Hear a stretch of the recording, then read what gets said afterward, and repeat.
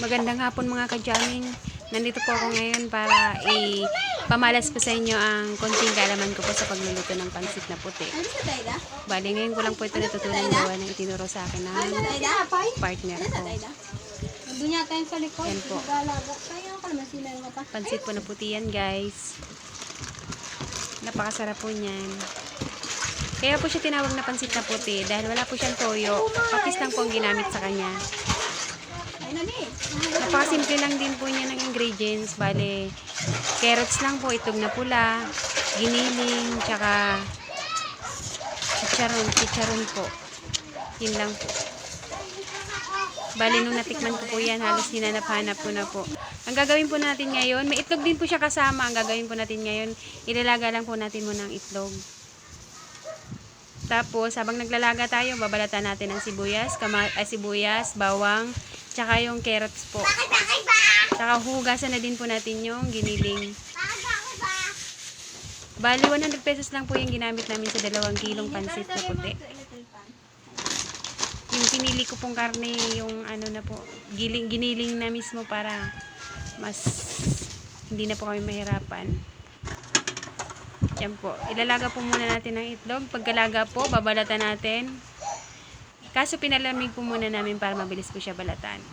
Pagka balat po namin, dinurog po namin ng pino yung itlog. Bali, 10 pirasong itlog po siya, guys. Ang kalalabasan niya po, durog na po siya. Ayan po. Bali, siset aside po muna natin siya bago magbabalat po muna tayo ng carrots po, guys. Bali, hiwain na din natin ang sibuyas, bawang. I-ready na po muna natin. Bali, pati po yung yung chicharon po. Bali, dudurugin din siya. Ayan, guys. Dudurugin din natin siya ng pino. Pino din, guys, para siyang powder. Mas masarap. Ayan, guys. Bali, napakahaba po ng video na to.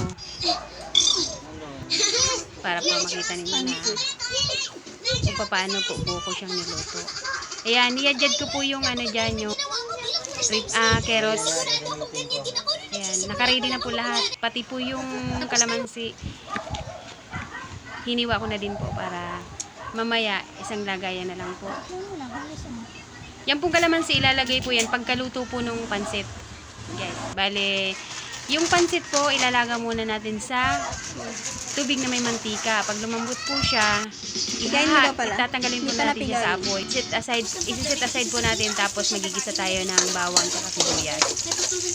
Bali, yung bawang sibuyas po, lulutuin muna natin para mas masarap. Pagkatapos po niyan, habang hinahalo-halo po yung sibuyas, bawang at naluto na, ilalagay na po dyan yung giniling po. Ayan. Bali, niluluto pa po muna yung sibuyas, bawang. Madami po kasi yung sibuyas, bawang, kaya masarap po yan, guys. Yan yan, pag-alaga. Yan, mga ka-jamming. Yung lasa po niyan, maalat-alat na maliit. Basta mas masarap po siya kaysa sa pansit bihon para sa akin. Hindi rin po siya maalat. Naghalo-halo po yung lasa niya. Yan. Guys, bale, malapit na pong maluto yung yung pansit mo? sibuyas, bawang. Hindi. Hindi ko po siya tinitigil sa paghalo-halo para pantay-pantay po sa pagkakaluto niya. Bale, lalagay na po natin yung yung giniling na baboy. Hinugasan ko po muna yan bago ko po 100? Ano yung kalahati na? pagkatapos po niyan, Mura guys. pa pala yung sa dali, 130. Ayan, mga ka-jamming. Pagkatapos po niyan, antayin po natin maluto. Halo-haloy lang po natin hanggang sa lumabas po yung kunting mantika ng baboy. Sarili pong mantika ng baboy. Antayin po natin maluto. Ayan. Pag okay na po siya at nakita naman natin luto-luto na, hindi po siya natin titigilan sa paghalo para po pantay ang pagkakaluto. Bali, habang hinahalo natin siya, lalagyan na natin siya ng lasa. Habang ginigisa po natin, ayan po, lumalabas po yung sarili niyang mantika. Lagyan po natin siya ng paminta para po mabango. Mawala po yung lansa-lansa ng baboy. guys. Antayin-antayin po natin maluto. Lumambot-lambot yung baboy. Pagkatapos po niyan, Mas masarap ang mani. ilalagay na po natin yung ano. Pagkatapos po lagyan ng pampalasa, lalagyan po siya ng magic sarap, lalagyan po siya ng nor cubes, pork cubes, para po ano. Ang inilagay po dyan ng pork cube, bali 3 po. Kasi 2 kilo po siyang ano, 2 kilo siyang baboy. Ay, 2 kilong pansit na puti. Ano lang siya, 100 baboy lang po siya. Giniling. Ayan, parang maluto-luto na po siya, guys. Tayin lang natin matuyo-tuyo ng konti. Matanggal po yung mantika. Matuyo po siya ng konti. Bale, habang niluluto natin siya, pwede natin i-prepare yung mga kailangan pa natin. Kailangan natin ng plato, kutsara, kalamansi, kung ano may mga pwede pa tayong gawin. Tapos, balik-balikan na lang po natin siya tapos halo-haloin ulit. Tapos, pag nagmaron-maron na po siya ng konti yung baboy, bali, pwede na po natin ilagay yung carrots.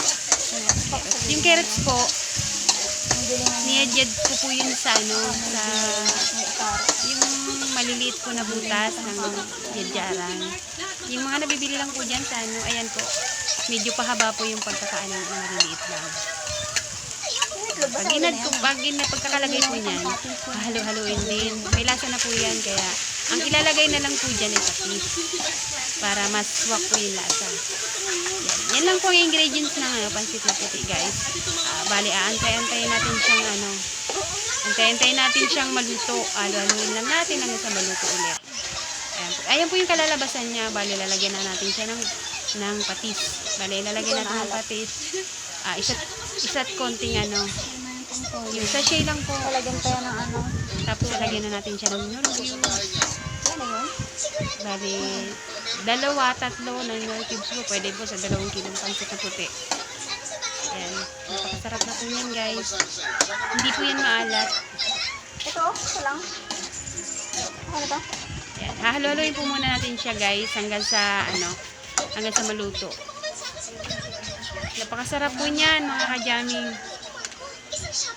First time ko po nakatikim diyan dito ng bali specialty po yan ng partner ko. Yan po yung pinakamasarap niyang luto. Ibig sabihin po, siya po yung nagluluto niyan sa ngayon. Yan. Nilasahan ko ulit, nilagyan po pala ng magic sarap. Magic sarap po, tsaka pork cubes, tsaka patis. Yun lang pong pampalasa dyan.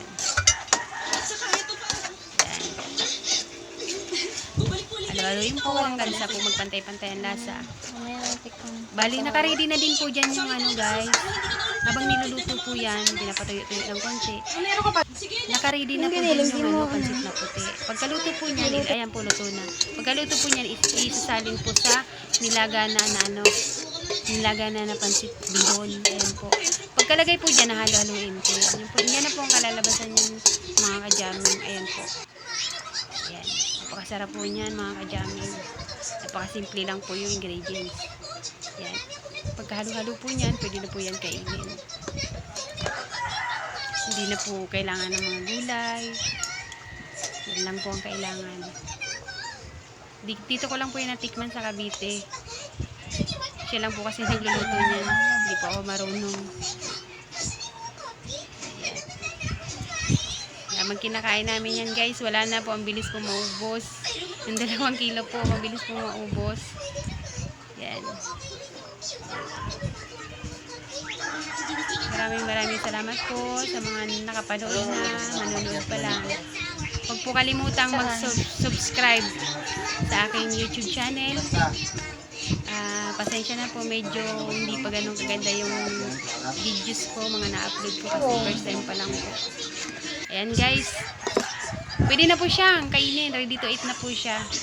Yan, mga kajaming. Ganyan na po ang kalalabasan niya. Napakasarap na po niyan. Yan. Napakalinamnam po niyan. Gawa po ng chicharon tsaka itlog. 2 pack yung 1 kilo. Salamat po. Ano pa po ang hinihintay natin, mga kajaming? Konti lang lagay Subscribe mo na paminta. po. Salamat.